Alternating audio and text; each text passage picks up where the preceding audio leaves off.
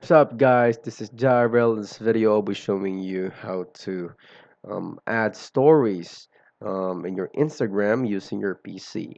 Now, first things first, all you have to do is you have to click on this three buttons here, look for more tools, and then click on developer tools.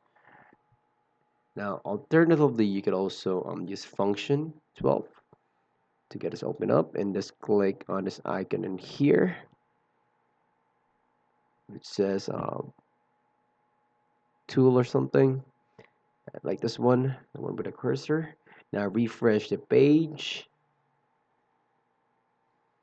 Then after doing so, you'll be able to see that you can now add stories on your Instagram simply just by using your PC.